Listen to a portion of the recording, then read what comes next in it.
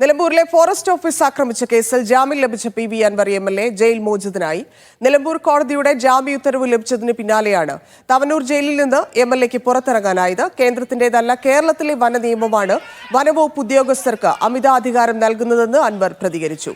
പിണറായി സ്വയം കുഴികുത്തിക്കൊണ്ടിരിക്കുകയാണ്. ഒറ്റയാൾ പോരാട്ടം അവസാനിപ്പിച്ച് UDF-നൊപ്പം ചേർന്ന് സർക്കാരിനെതിരെ പോരാടുമെന്നും പി വി അൻവർ പറഞ്ഞു.